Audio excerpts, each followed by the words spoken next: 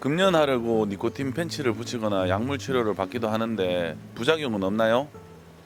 시민들의 목소리 잘 들어봤습니다. 니코틴 패치나 금연 약물의 그 부작용에 대해서 걱정하시는 분들 많으시네요. 일단 뭐 니코틴 패치 같으면은 그 담배의 그 발암 물질을 제거하고 예. 담배 중독성, 그 담배를 피우고 싶다는 욕구를 일으킨 니코틴을 패치를 통해서 몸에 피부를 통해서 전해주다 보니까 먼저 패치의 경우에는 피부 부작용이 생각보다 있을 수 있습니다. 네. 그리고 뭐 불면증, 가슴 답답함, 되게 예민함, 하고 어지러움증, 두통 이렇게까지 있고요. 먹는 약물의 경우에도 불면증이나 그리고 그 어지러움증, 메스꺼움 같은 게 있을 수는 있는데 대부분의 이게 금단 증상과 거의 구분이 잘 안 됩니다. 예, 그래서 약물에 의한 부작용인지 금단 증상에 의한 부작용인지 구분하기 힘들지만 전체적으로 봤을 때 금연 약물이나 패치에 의한 부작용은 어떻게 보면 금단 정상에 비하면 아주 작다 이렇게 생각하시면 될 것 같습니다. 안전하다고 생각하시는 게 맞을 것 같습니다. 네. 네. 자, 그 밖의 궁금증은 약손 상담실 통해서 풀어보도록 하겠습니다. 네. 첫 번째 사연 바로 만나보겠습니다. 30년 가까이 담배를 피워온 50대 중반의 남자입니다. 저희 집안은 폐암 가족력도 없는 데다 주말마다 조기 축구를 할 만큼 폐가 튼튼하다고 자부하고 있는데요. 약 한 달 전부터 기침과 가래가 지속되고 있습니다. 혹시 폐암을 의심해봐야 할까요? 문제는 30감염이라는 네, 그죠. 표현인 것 같네요. 일단 금연부터 먼저 시작을 해야 됩니다. 네. 금지는 참는 거지 이렇게 폐암을 예방하는 건 아니니까요. 금연부터 먼저 생각을 하셔야 될 거고 일단 가까운 기행병원뿐만 아니라 30감염이 가까이 됐기 때문에 아마 대학병원, 종합병원에 오셔서 아마 저소형 흉부시를 통해서 폐암이 있나 없나를 확인도 해야 될 것 같고요. 이 분한테 말씀드리고 싶은 건 가족력이 없어도 이게 주말마다 조기 축구를 할 만큼 굉장히 튼튼하다. 건강하다는 것과 운동을 잘한다는 건 틀린 겁니다. 그렇게 따지면 우리나라에 있는 모든 운동선수들이 가장 최장수가 되어야만 하는데 네. 실제로는 많은 분들이 요절하게 되십니다. 이유가 뭘까요? 왜냐하면 건강하면 할수록 폐가 암이 생겼을 때 증상이 늦게 나타나게 되겠죠. 워낙 튼튼하다 보니까 암이 생기는데도 불구하고 그게 이제 커버가 되면서 환자분이 다 퍼진 상태에 오니까 어떻게 보면 나중에 생존은 더 이렇게 일찍 돌아가시는 그래서 역효과가 생기게 됩니다. 네. 그런데 우리 어릴 때 보면 비실비실한 친구들이 있죠. 그런 친구들이 길게 오래 산다고 얘기하시잖아요. 네. 그 이유가 조금만 아파도 병원을 가니까. 네. 예. 자꾸 검사를 하니까 검사를 하다 보니까 빨리 진단이 되는 거죠. 네.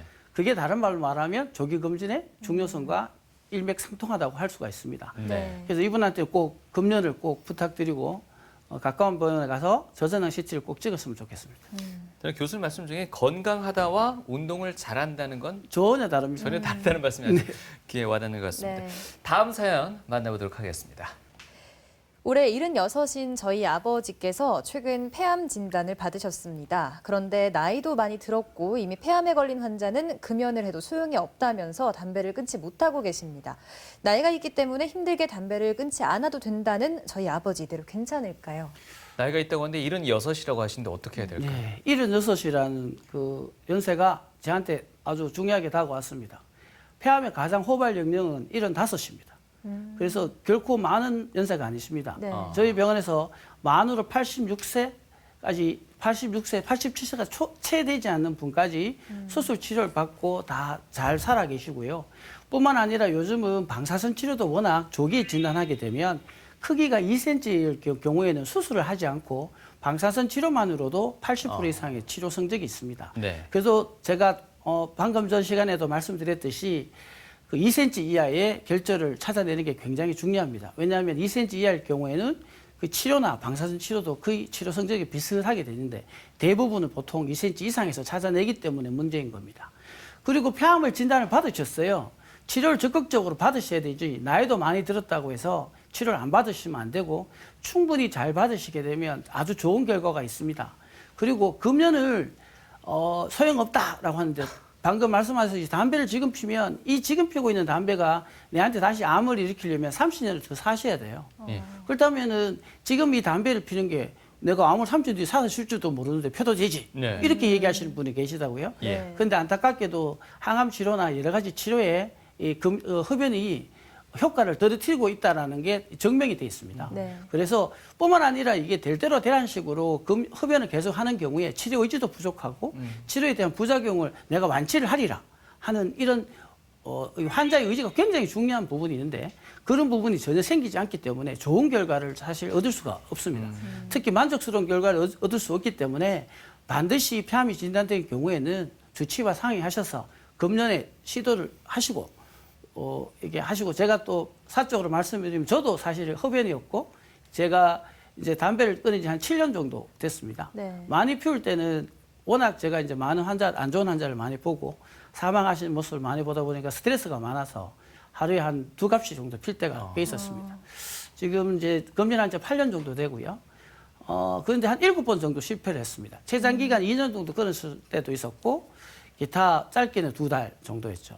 그런데 가장 지금도 보면 스트레스가 많을 때는 피우고 싶다는 겁니다. 그래서 흡연은 간단하게 담배를 끊는 게 아니고요. 평생 참는 거라고 보시면 되겠습니다. 그래서 제가 지금도 잘 참고 있고요. 제가 최근 들어서 제가 한 일 중에서 가장 잘한 거라고 저는 생각하고 있습니다. 알겠습니다. 네.